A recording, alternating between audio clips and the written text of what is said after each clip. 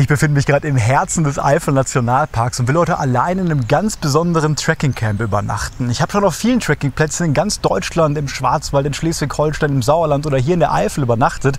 Aber dieser neu eröffnete Platz, der erst dieses Jahr rauskam, könnte womöglich der schönste Trekkingplatz in ganz Deutschland sein. Das will ich heute rausfinden und starte deswegen hier am Perlenbachtal am Rande des wunderschönen Monschaus und muss jetzt 22 Kilometer über den sogenannten Wildnis-Trail zu diesem Spot laufen. Dabei habe ich heute ganz neue ultraleichte Ausrüstung dabei, die auch ein bisschen komfortabler diesmal ist, und damit will ich mir heute ein ganz schönes Lager an diesem besonderen Trekkingcamp bauen. Wenn ihr Lust habt, dann kommt mit und los geht's.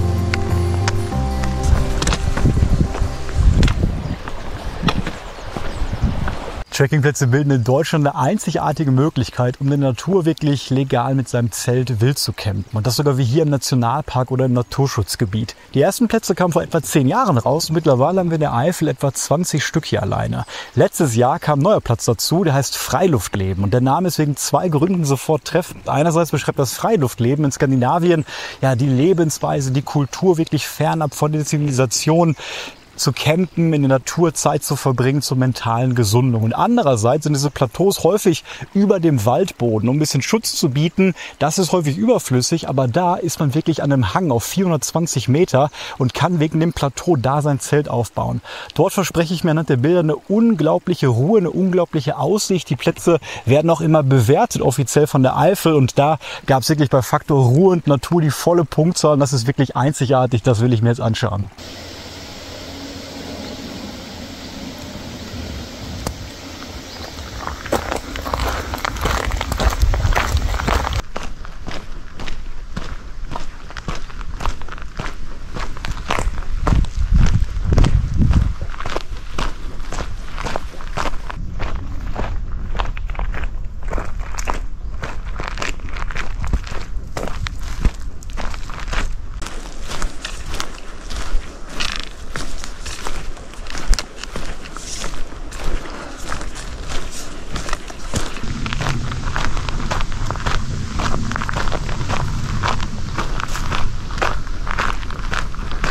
Ja, ich habe richtig Glück nochmal mit dem Wetter hier im September. 5 Uhr mittlerweile. Ich muss noch 15 Kilometer zurücklegen und hoffe natürlich, dass ich vor Einbruch der Dunkelheit ankomme.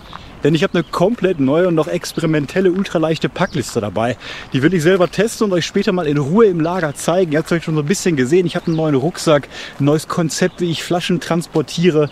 Das ultraleichte und bequemste Zelt, was ich kenne. Eine ganz neue Isomatte, die auf dem Markt bekommen ist, die auch extrem komfortabel ist, und noch ein Kissen. Ja, meine Idee dabei war so ein bisschen, dass ich trotzdem noch ultraleicht sein möchte, also unter 4 Kilo, aber mal 1 Kilo mehr drauf packe, um den größtmöglichen Komfort zu haben. So ein Hybrid aus beiden. Da bin ich sehr gespannt, wie das funktionieren wird, aber das schauen wir uns später an.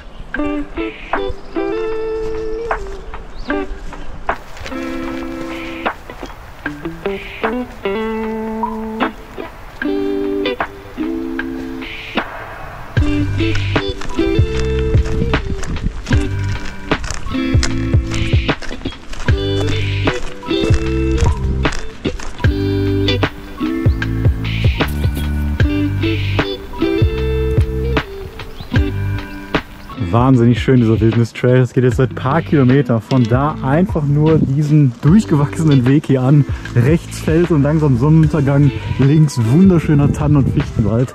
Besser geht's nicht.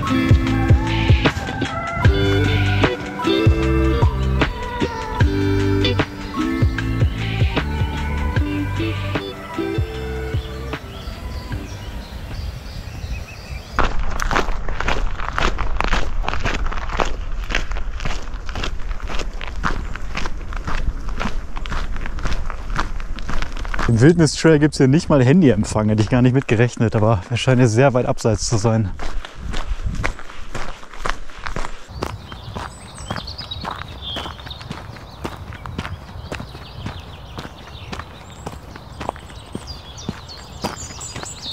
Hier wurde gerade punktuell wohl einiges abgeholzt. Kann man gar nicht genau erkennen, wieso, aber nicht zu viel und vor allem hat es den Vorteil, dass es unglaublich nach Tannen und ätherischen Ölen in den einzelnen Nadeln wirklich riecht. Okay, hier ist direkt die Erklärung. Flächige Entnahme von Fichten in Bachtälern. Fichten, die wirklich über Jahrhunderte lang hier an den Bachtälern eingepflanzt worden sind, werden jetzt einzeln entnommen, damit hier wieder ein natürlicher Auwald entstehen kann. Und hier steht ganz klar, danach wird der Mensch hier nicht mehr eingreifen. Also wunderbar, anders kenne ich es auch nicht, hier wirklich von der Eifel.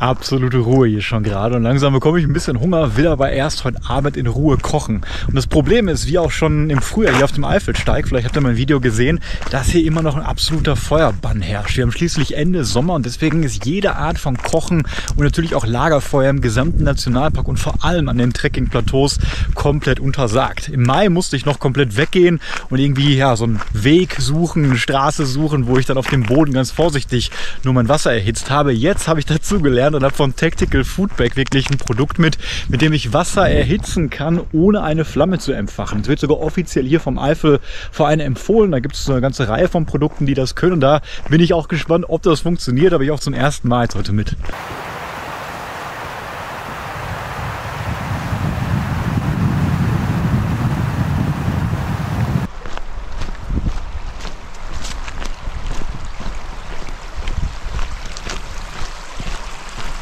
Hier scheint es einen riesigen Erdrutsch mal gegeben zu haben. Sieht aus wie eine Art Höhleneingang.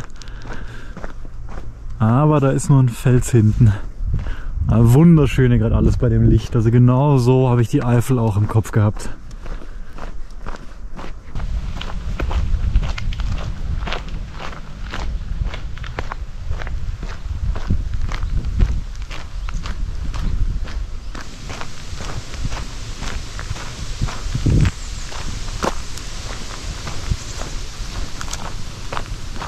Und da wären wir in der sogenannten Olef-Talsperre. 20 Millionen Kubikmeter Wasser passen hier rein und einmal rumzulaufen komplett ist 13 Kilometer. Und außerdem markiert die Talsperre den südlichsten Punkt von Nordrhein-Westfalen. Hier ist an einer Seite direkt die Grenze von Belgien und dann endet das Bundesland. Für mich heißt das, ich muss auf die andere Seite den Hügel da hoch. Die 20 Kilometer sind gleich voll. Es wird langsam, aber sicher dunkler und jetzt Endspurt und endlich ankommen.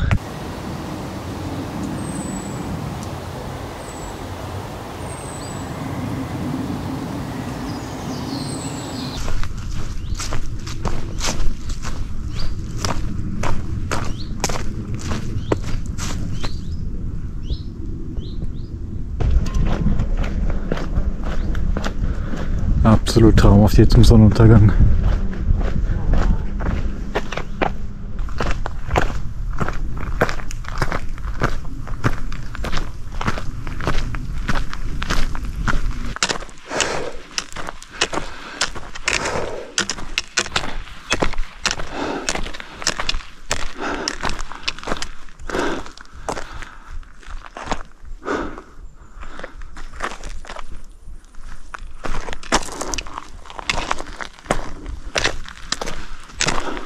Okay, ganz schön versteckt hier. Ich musste ein bisschen suchen, aber ich habe jetzt so einen kleinen Pfad hier gefunden und man bekommt die Koordinaten im Prinzip erst kurz nach der Buchung per E-Mail zugeschickt, weil das natürlich erstmal so keine öffentlichen Plätze sind.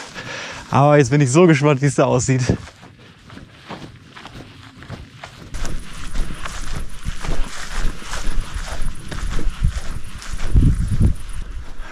Ich sehe es. Hier mit Toilettenhäuschen. Und da ist das Plateau hier am Hang. Hammer bei dem Himmel. Okay, absolut genial.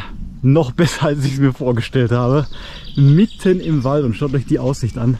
Links da die Felder, hier rechts ein wunderbarer Tannenwald. Hinter mir alles moosbewachsen, auch mit Tannen. Und sogar einen kleinen Tisch. Bisschen geschützt auch. Und ich habe zum Glück noch ein bisschen Licht. Okay, 4,5 Stunden habe ich jetzt gebraucht für die 22 Kilometer. Der Trail war auch auf jeden Fall schön. Kann ich so empfehlen, hier hinzulaufen. Ich werde das restliche Licht nutzen. Wir haben 7:45. Ich glaube, eine halbe Stunde werde ich noch Licht haben. Und dann werde ich jetzt hier schön mein Lager errichten. Und solange noch ein bisschen Licht da ist, auf jeden Fall diesen Platz hier genießen. Oh, ich bin so froh, dass die Eifel hier sowas macht, auf jeden Fall. Da ist der Mond. Traumhaft.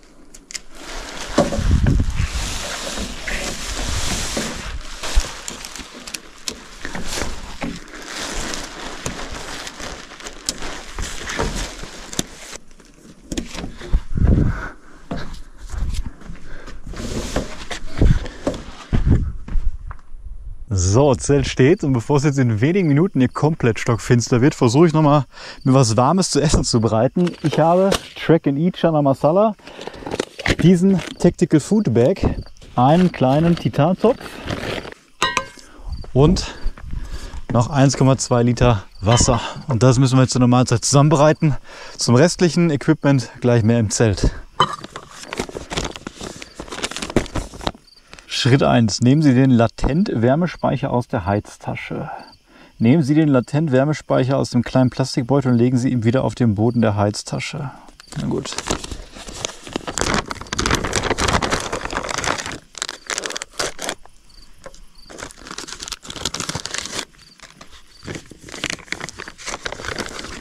Legen Sie den Essensbehälter so in die Heiztasche, dass der Boden Kontakt mit dem Latent-Wärmespeicher hat.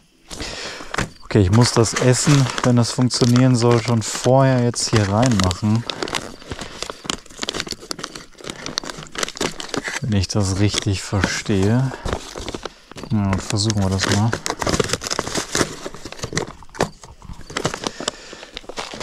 Hier muss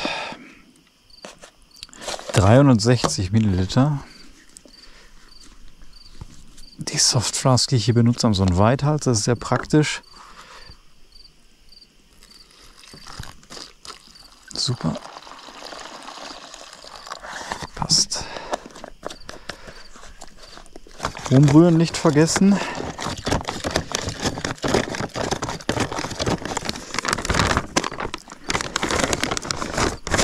Bisschen blöd an der Geschichte ist, dass ich nicht nur Wasser brauche, um meine Trockenmahlzeit feucht zu machen quasi, sondern auch 150 Milliliter jetzt nochmal, um ja, dieses Element quasi zur Reaktion zu bringen.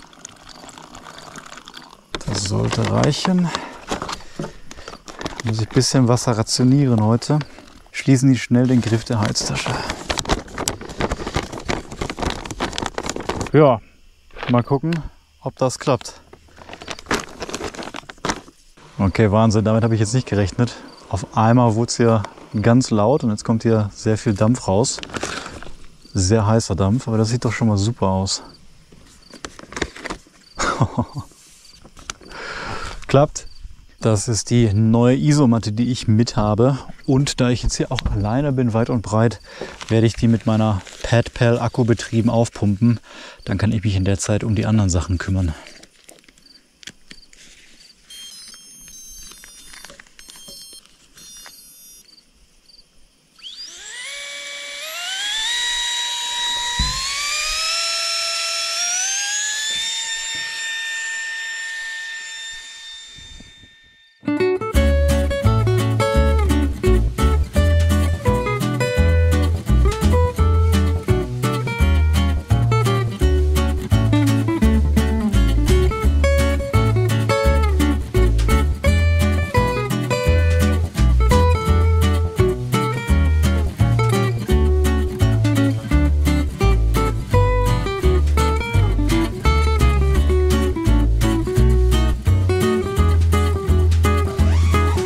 Home sweet home.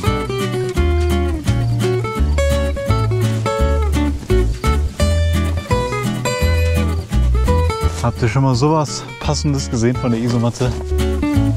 Super gemütlich. Und jetzt mal schauen, ob das Essen fertig ist. Okay. Wie läuft das jetzt hier? Es ist so heiß.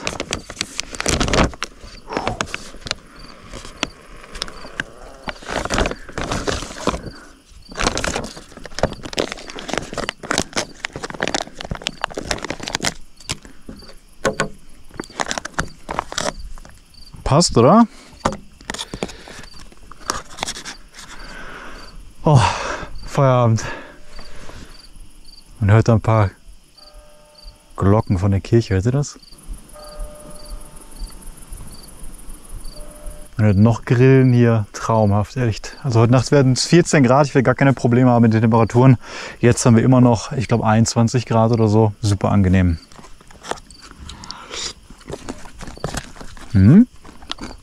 Sehr gut. 9:30, ich habe gegessen, mich umgezogen und hier im Zelt eingerichtet. Ja, was habe ich hier für neue Ausrüstung? Ihr habt schon so ein bisschen gesehen, aber einerseits natürlich das Zelt. Es ist ein X-Dome 1 Plus. Das hatte ich schon knapp seit einem Jahr. Für alle, die es noch nicht kennen, es ist ein doppelwandiges Zelt, was sehr selten bei Ultraleichtzelten erstmal ist, was dennoch unter 1 Kilogramm wiegt und komplett freistehend ist. Man kann es auch mit Trekkingstöcken noch verstärken, was ich jetzt nicht gemacht habe, weil es komplett windstill ist. Aber wenn es sehr windig ist, kann man das machen. Ich habe hier diesmal die Solid-Variante mit einem soliden Innenzelt, wie ihr seht. Und das habe ich gerade im europäischen Raum ein bisschen lieber. Erstmal hat man mehr, wie ich finde, dieses Zeltgefühl. Man ist quasi deutlich separierter noch vom Außenbereich. Und andererseits hat man keine Probleme mehr mit Wind, der noch unter dem Zeltboden kommt. Gerade auch im Winter. Ich will es als 4 Jahreszeiten-Zelt im Winter auch benutzen. Viel weniger Feuchtigkeit. Ich hatte vorher die Mesh-Variante, die hat mir auch schon gefallen. Aber das hier ist nur ein bisschen schwerer, also knapp 1 Kilo. Und ja, ein unglaublicher Palast für eine Person, sodass das für meine Komfortpackliste hier wirklich sehr, sehr gut passt. Weiter geht's hier mit der Isomatte, die neu ist. Die kam jetzt vor ein paar Monaten auf den Markt. Das ist die Thermarest Neoloft und damit die bequemste und dickste Matte, die Thermarest jemals gemacht hat. Und ich finde auch immer noch bequemer als die Modelle von Expert oder Nemo. Die haben auch so ein paar dickere. Einerseits, ihr seht schon, ist die sehr, sehr, sehr dick und ich glaube 11 cm, hat immer noch einen R-Wert von 4,7. Und ich habe sie in der Large-Variante. Die ist riesig groß. Also wenn ich mich mal hinlege, es ist einfach nur wirklich die bequemste Matte, die ich jemals hatte. Fühlt sich eigentlich an wie eine klassische Campingmatte. Wiegt dementsprechend ungefähr das Doppelte von einem normalen Thermarest X-Lite, nämlich knapp über 900 Gramm in der Large-Variante. Ist damit fast 2 Meter und bisher das bequemste, was ich jemals beim Camping hatte. Deswegen wollte ich das jetzt auch mal testen und kann man bei dem R-Wert natürlich auch, ich sag mal, im milden Winter noch benutzen. Das sind Schüsse.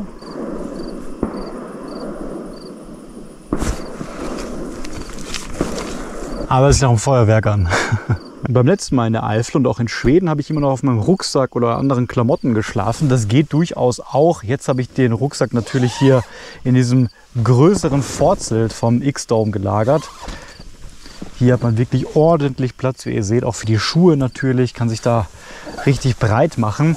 Und hier habe ich jetzt ein separates Kissen mit. Habe da viele getestet und das ist das Nemo Elite Pillow Kissen. Und das besteht aus einem Luftkissen mit einem Bezug und oben wirklich aus einer ganz dünnen Filzschicht. Und das ist unfassbar bequem. Für 80 Gramm fühlt sich für mich in dieser Form auch nicht mehr wie ein Luftkissen an, sondern eher wie ein klassisches Schaumkissen, was man von zu Hause vielleicht auch kennt.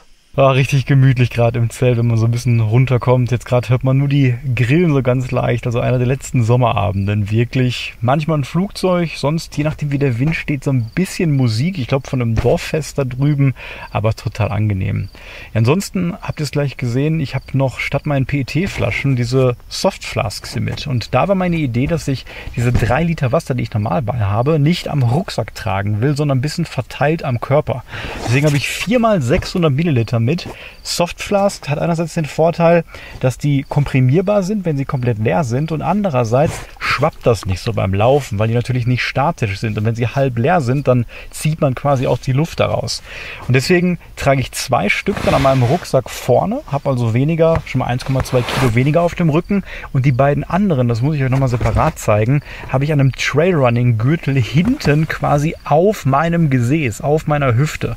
Dort sind dann auch nochmal 1,2 Liter Wasser und noch ein kleines Fach, wo ich zum Beispiel die Powerbank hier und Kabel drin habe. Und so habe ich insgesamt, wenn ich die ein bisschen überfülle, 2,5 Liter statt 3 Liter Wasser, aber dann quasi 3 Liter oder 3 Kilo Gewicht weniger auf dem Rücken am Rucksack. Und das merkt man schon deutlich, wenn man läuft.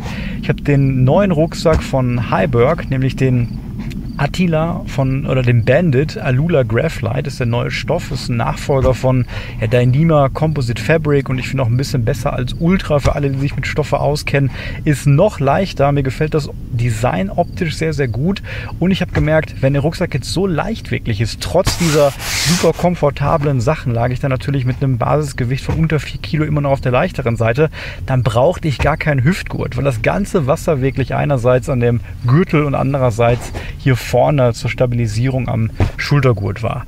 Der Rucksack gefällt mir auch sehr, sehr gut auf den ersten Blick, hat genau die richtige Größe, die ich auch brauche und vor allem habe ich die beiden Fächer jetzt links und rechts neben dem Rucksack, wo normal Wasserflaschen drin sind, frei. Kann da also meinen ganzen Kleinkram lagern, den ich bei meinem anderen Rucksack zum Beispiel in den Schultergurttaschen, Hüftgurttaschen hatte und kann da eigentlich beim Laufen auch wirklich drankommen. Da habe ich dann so nicht nur Topf drin, sondern auch alles für Kosmetik, kleinere Snacks, Kameras zum Beispiel, also kommt man schon sehr schnell dran und das ist ein Konzept, das muss ich noch weiter testen. Mir kam es jetzt trotzdem Kilo mehr heute sehr, sehr komfortabel von, aber ich werde auf jeden Fall nochmal ein separates Video über diese ganzen neuen Komfortsachen hier machen.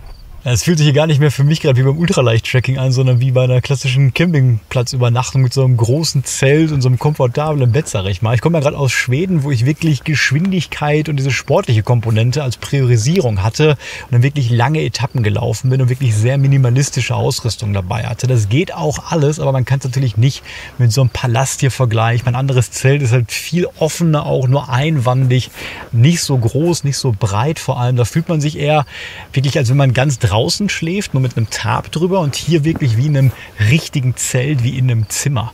Man darf auch nie vergessen, man ist ja schließlich mindestens 12 Stunden im Lager und Schlaf ist sehr, sehr wichtig, um sich zu regenerieren und dann am nächsten Tag auch wirklich gut weiterzukommen. Deswegen ist es jetzt mal so ein Testlauf und ich glaube gar keine schlechte Idee, dass man da wirklich auch viel, viel besser schlafen kann. Deswegen werde ich diese Packliste auf kürzeren Touren mal verwenden, wo ich vielleicht auch kürzere Etappen habe und werde natürlich auch meine andere Packliste noch einsetzen. Kommt auf die Tour an, wahrscheinlich auch auf die Jahreszeit, was ich da favorisieren werde. Aber wenn ihr euch ein bisschen mehr für meine Ausrüstung noch interessiert, ich habe meine alte Packliste in einem Video vorgestellt und werde das unten alles mal verlinken. Auch die Ausrüstung, die ich jetzt hier neu teste und übrigens noch Informationen zu diesem Schlafplatz und der Route, die ich heute aus Monschau gelaufen bin. Die war nämlich auch wunderschön, also viel besser als ich dachte, dieser Wildnis-Trail.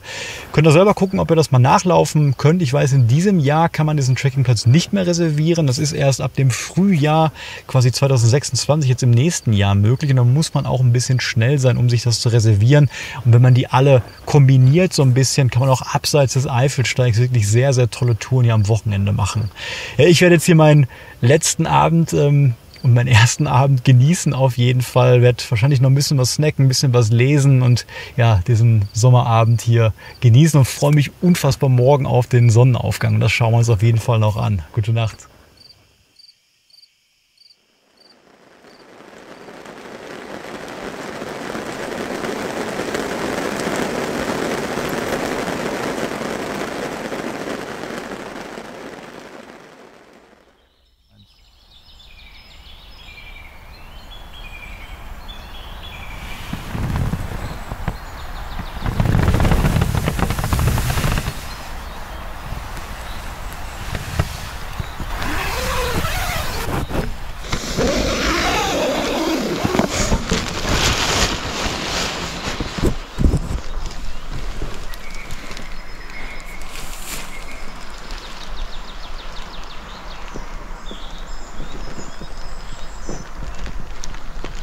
Ja, guten Morgen hier um sage und schreibe schon 10 Uhr mittlerweile. Ich habe geschlafen wie ein Stein, bin so um 12 Uhr, glaube ich, eingeschlafen und dann nur ein einziges Mal um 5 Uhr wach geworden.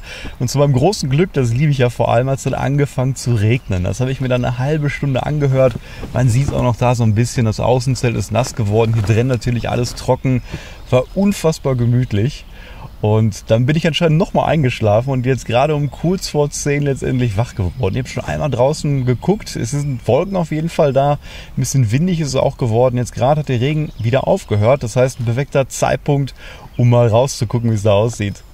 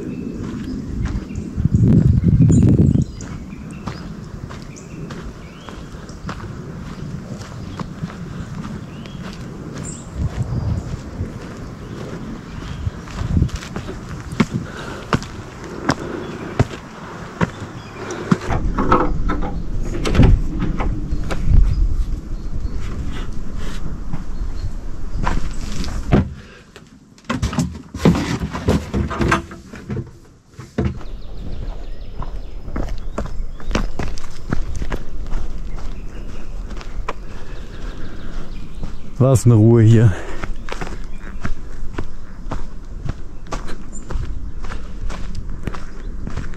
Jetzt fängt es gerade so ein bisschen an zu regnen, aber echt nur ein paar Tropfen und bei der Wärme stört das eigentlich auch nicht so. Aber heute Nacht, als dann um 5 Uhr wirklich der Regen kam, dann kam der auch mit einer größeren Kühle und Temperaturschwankung einher. Ich glaube 6, 7 Grad wurde es dann sofort kälter. Ich habe meinen leichten Sommerquilt nur als Decke nämlich benutzt und dann habe ich deutlich gemerkt, jetzt musst du den mal zumachen. Wie ein Schlafsack, musst du sogar meinen Rucksack gehen, die Jacke noch rausholen. Habe gar nicht damit gerechnet, aber dann wirklich, ja, wie ein Murmeltier eigentlich bis gerade durchgeschlafen. Ja, was haltet ihr von diesem Trekkingplatz? Also ich bin sehr begeistert, vor allem von der Ruhe jetzt auch. Ich weiß gar nicht, wann ich letzte Mal so lange an einem einzelnen Trekkingplateau war. Ich habe ja schließlich auch keine Etappe heute, deswegen werde ich mir die Zeit auch noch mal nehmen und eine Stunde, glaube ich, jetzt noch hier bleiben, dann langsam noch mal durch den Wald hier im Morgen laufen und dann langsam wahrscheinlich mich auf den Rückweg begeben.